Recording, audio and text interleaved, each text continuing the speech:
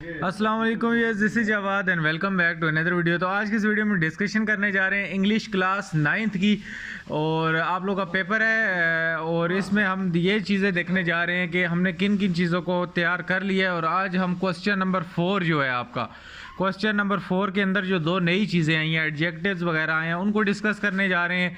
Part A question number 1 का इस video में, और पार्ट बी अगली वीडियो फ़ौरन से अपलोड होने जा रही है। ऑलरेडी अगर आपने SLO based MCQs, rhyming scheme, summary writing, objective, subjective, translation नहीं देखी तो ये आप लोग देख लीजिएगा। यहाँ पे अगर आप सर्च बार में आते हो और यहाँ पे लिखते हो इंग्लिश, यहाँ पे मैं सर्च बार में आके लिखता हूँ इंग्लिश और क्लास 9th, तो आप लोगों के पास इंपॉर्टेंट सारी चीज़ें अपलोडेड हैं, आप लोगों ने देखनी है। ख़ास तौर पे ये 2024 का गेस्ट पेपर जिसमें इंपॉर्टेंट ग्रामर सब कुछ है।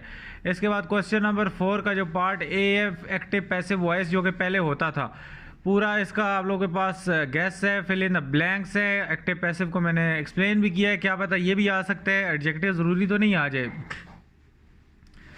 ये पार्ट, ये भाई क्वेश्चन नंबर 4 का पार्ट है, ऑलरेडी अपलोडेड है। Fill active passive voice blanks, इसको आप लोगों ने देख लेना है। और अगर हम नीचे हैं, राइमिंग स्कीम को भी आपने देख लेना है, और समरी राइटिंग है। इसके बाद अगर हम नीचे आ जाएं, एप्लीकेशन और ईमेल राइटिंग ऑलरेडी अपलोडेड है, 20K व्यूज़ इस पर आए हुए हैं। English 9 email and application writing gas, इसको मैं दोबारा भी कोशिश करूंगा, अपलोड कर दूंगा ताकि आप लोगों के सामने विजिबल हो जाइए जिन लोगों को मिलने में दुश्वारी है। उसके बाद अगर हम नीचे आते हैं तो ये सारी चीज़ें एप्लीकेशन, सब्जेक्टिव, और ये क्वेश्चन नंबर 4 का part B, use verb present participle, 18 minute की पूरी वीडियो आपने यहाँ से देख लेनी है। और बाकी इंग्लिश 9 की हमारे पास सारी ग्रामर है, कंप्लीट बुक ग्रामर ये अपलोडेड है, तो आपने ये भी देख लेनी है। उसके बाद हार्ड लोकल पेपर सॉल्व हैं, तो ये सारा आप ऊपर इस चैनल पे आके लैपटॉप पे इसको खोल लो या कहीं भी खोल लो, कंप्यूटर पे इंग्लिश 9 यहाँ पे सर्च करोगे, इस छोटा सर्च का बटन है, तो ये सारी वीडियोस इंग्लिश 9 की आ जाएंगी।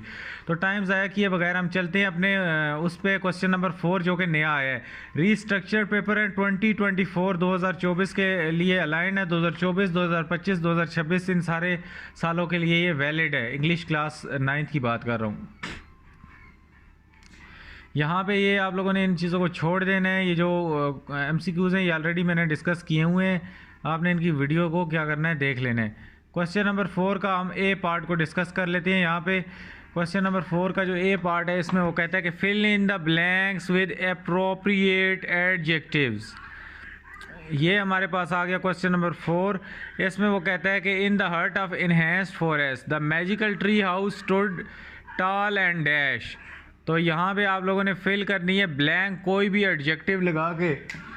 तो यहाँ पे अगर हम देखें तो हमारे पास क्या बन रहा है, टॉल एंड कलरफुल। हमारे पास जो दरख्त होता है वो क्या हो सकता है, लंबा है, और ब्यूटीफुल है या कलरफुल है, कुछ इस तरह का एडजेक्टिव आपने लगाना है।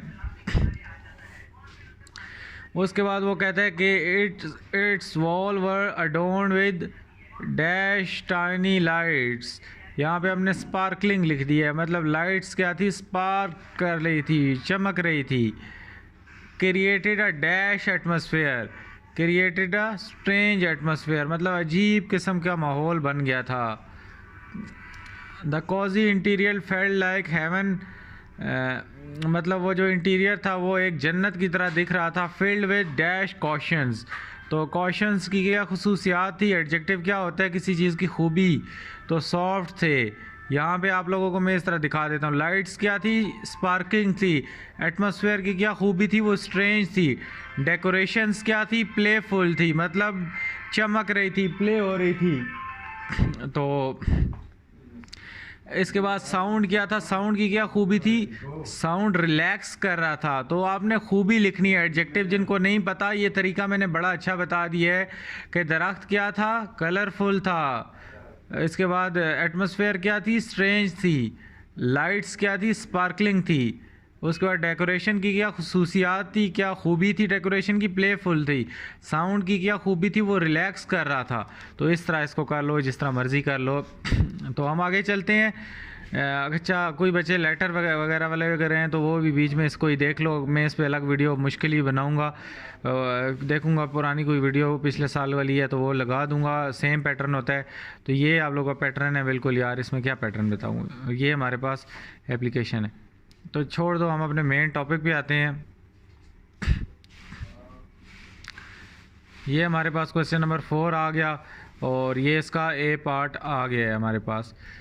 इसमें कहता है कि in the bustling city park a lively playground beckoned with array of equipment हमारे पास क्या था जी, चेयरफुल था। उसके बाद कहते हैं children's laughter echoed in the air and explore slides हमारे पास उसकी क्या खूबियाँ थी, स्लाइड्स वाइब्रेंट थी। तो आप इसमें अपने मर्जी का एडजेक्टिव लगा सकते हो, ज़रूरी नहीं यही वाले लगाओ। उसके बाद हमारे पास यहाँ पे कहता है कि सराउंडेड बाय डैश ट्रीज़ को हमने पीछे कलरफुल दिया था, यहाँ पे उसने क्या दे दिया, टाल एंड लीफी ट्रीज़ मतलब पत्तों वाले ट्रीज़ थे। ट्रीज़ की खसूसियात क्या थी, ट्री की खूबी क्या थी, ढेर सारा पत्तों वाला घना दरख्त था, लंबा भी था।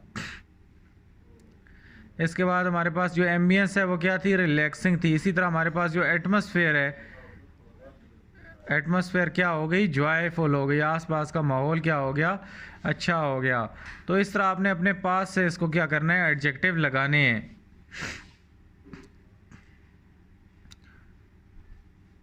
उसके बाद ये कोई ईमेल अगर देखने हैं तो देख लो। तो हमारा मेन टॉपिक इसमें क्वेश्चन नंबर 4 का पार्ट ए है।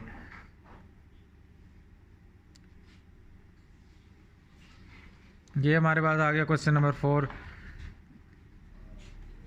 यहाँ पे हमने दोबारा अप्रोप्रिएट एडजेक्टिव लगाने हैं। ये एडजेक्टिव जो भी हैं आप लोगों ने इनको करना है इस बार, ये आ सकते हैं जो मैंने आप लोगों के साथ शेयर कर रहा हूँ। तो इनको आप लोगों ने तरीका भी सीख लेना है और अंदाज़ा लगा लेना है कि किस तरह हम एडजेक्टिव को फिल करते हैं। अच्छा, यहाँ पे कहता है कि with in the charming town a bustling market of unfolded with an array of dash stalls. अब स्टॉल्स क्या थे हमारे पास, कलरफुल थे। स्टॉल क्या हो सकते हैं, कलरफुल, ब्यूटीफुल और इस तरह के और एडजेक्टिव आप लगा सकते हो। एडजेक्टिव क्या होता है, खसूसियात होती हैं किसी चीज़ की, खूबी।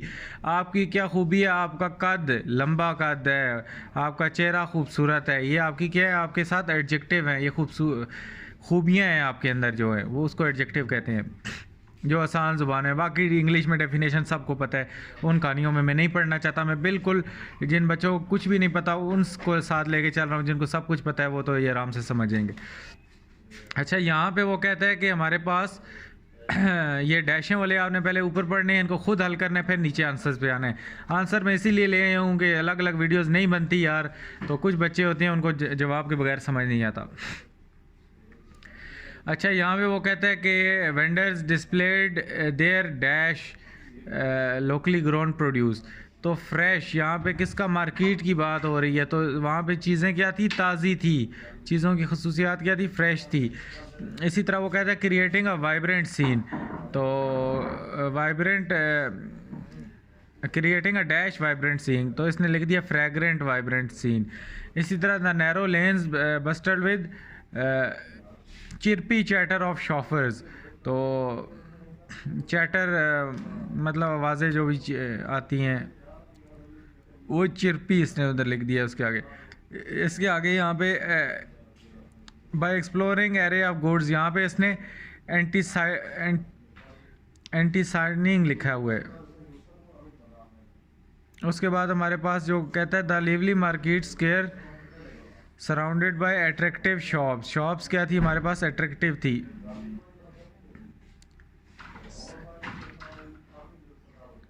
उसके बाद हमारे पास आगे ये हब ऑफ इंट्रैक्शन आ गया। आगे हम चलते हैं। ये एडजेक्टिव्स जो हैं आप लोगों ने लाजमी इनकी प्रैक्टिस करके जानी है। 9 क्लास के जो बच्चे हैं ये गौर से सुन ले। तो हमारे पास ये आगे वाला एडजेक्टिव आ गया क्वेश्चन नंबर 4 का पार्ट नंबर ए। इसमें है वो कहता है along the Sandy shores the family friend beach welcome the visitor with A dash waves क्या हो सकती हैं हमारे पास, जेंटल हो सकती हैं, सॉफ्ट हो सकती हैं। तो इसने जेंटल लिख दी है इधर। इसके बाद देखो सॉफ्ट सन वार्म सैंड क्या हो सकती है, सॉफ्ट हो सकती है। उसके बाद हमारे पास अपने पास से कोई अप्रोप्रिएट एडजेक्टिव उसने कहा है लगाने का, बेतुका एडजेक्टिव नहीं लगा देना। जिस तरह पार्क में जाके आप एंजॉय करते हो, वहाँ पे जाके उदास नहीं हो जाते, तो वहाँ उदासी वाला एडजेक्टिव नहीं डाल देना। इसी तरह यहाँ पे क्रिएटिव फ्लेयर है, और उसके बाद जो ग्लो था वो क्या था, सन का गोल्डन था, सूरज के कलर के साथ मैच कर रहा है, अप्रोप्रिएट है। इसके बाद अम्ब्रेलाज क्या थी, शेड दे रही थी हमें, शेडी अम्ब्रेलाज। अम्ब्रेला क्या करती हैं, शेड देती हैं। सूरज का ग्लो किस कलर का होता है, गोल्डन कलर का।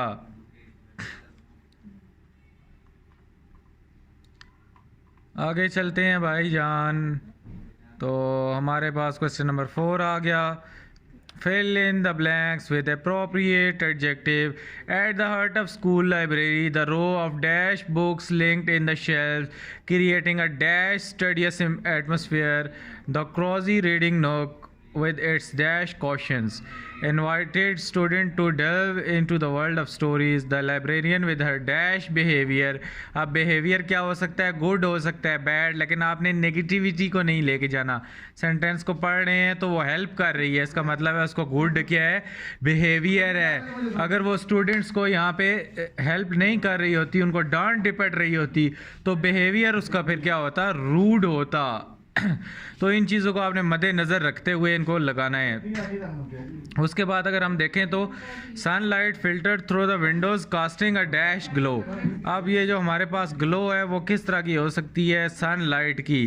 तो या तो वो गर्म ग्लो हो सकती है, तो ज़ाहिर बात है सन जो होगा वो गर्माइश ही देगा, तो आप लोगों ने इधर कोल्ड ग्लो नहीं लिख देना। तो यहाँ पे हम आते हैं, तो वो क्या कह रहे हैं कि बुक्स क्या थी, लाइब्रेरी में नीटली ऑर्गेनाइज थी। उसके बाद हमारे पास क्वाइट एटमॉस्फेयर थी, या आप इसको प्लेजेंट एटमॉस्फेयर कुछ भी लिख सकते हो। उसके बाद क्वेश्चंस, तो ये जो हमारे पास सराहने होते हैं वो क्या होते हैं, कॉम्फी, कंफर्ट देते हैं हमें। इसके बाद जो आगे आप लोगों का बिहेवियर है उसका, वो फ्रेंडली था क्योंकि वो स्टूडेंट्स को हेल्प कर रही थी। सन का ज़ाहिर बात है ग्लो था, वो क्या होगा, वार्म होगा। आगे चलते हैं जी हम question number 4 part number A पे। Fill in the blanks with appropriate adjectives. इसमें वो कहता है dash amidst bustling cityscape hidden oasis emerge a dash rooftop garden. तो हम डायरेक्टली आंसर पे आते हैं, तो यहाँ पे वो कहता है सीरीन रूफ टॉप गार्डन। इसी तरह हमारे पास वो जो बैक ड्रॉप है वो क्या है, कंक्रीट अर्बन है। इसके बाद द लश ग्रीन फॉइलेज। इसी तरह हमारे पास स्ट्रीट्स क्या होती हैं, शोर शराबा उनमें होता है, तो नॉइसी। इसके बाद रिलैक्सिंग हमारे पास जो है एक जो माहौल था वो बना हुआ था।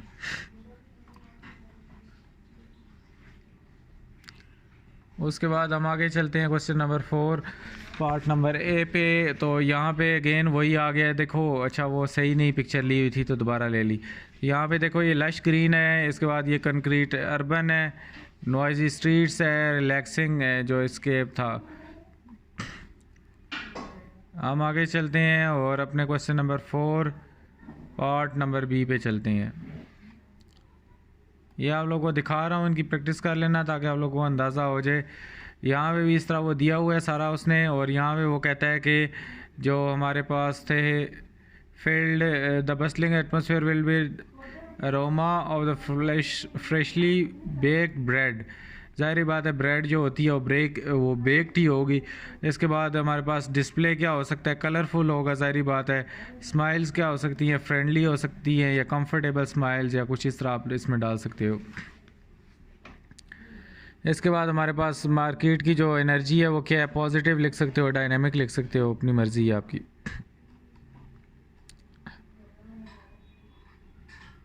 अच्छा हमारे पास ये दोबारा आ गया क्वेश्चन नंबर 4। ये कैफेटेरिया वाला कोई सीन है इधर, तो आप लोगों ने माहौल को देख के करना है। ट्रेज़ के हैं उसके, ब्राइट्स हैं या क्लीन साफ़ सुथरे ट्रेज़ हैं, जो भी आप लिख सकते हो। लंच बॉक्सेस के हैं, कलरफुल हैं, ज़ाहिर बात है इनमें और तो कुछ लिख नहीं सकते, या कलरफुल हो सकते हैं, या टेस्टी तो लंच बॉक्स तो नहीं होता, वो फूड होता है। तो इस तरह आप लोगों ने सोच समझ के अप्रोप्रिएट चीज़ों को लिखना है, अपने पास से कोई चीज़ नहीं डाल देनी। सीन क्या हो सकता है, वाइब्रेंट हो सकता है, तो यहाँ से भी आप लोगों को काफ़ी चीज़ों का आइडिया हो सकता है। फ्रेंड्स की क्या हो सकती है, चैटर चैटर चिट चैट बातचीत। उसके बाद एरोमा क्या है, डिलीशियस, आप इसको लिख सकते हो।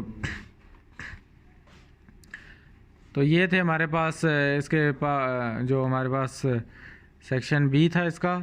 सॉरी क्वेश्चन नंबर 4 का पार्ट है। तो उम्मीद है ये आप लोग को जो एडजेक्टिव है आपने इनका स्क्रीनशॉट वगैरह ले भी लिया होगा अभी तक, तो ये आप लोग इस तरह इसको लिख लोगे। तो अपना बहुत सा ख्याल रखना। अल्लाह हाफिज़, टेक केयर। इसकी आप लोगों ने प्रैक्टिस करनी है ताकि आप लोग परफेक्ट बन जाओ।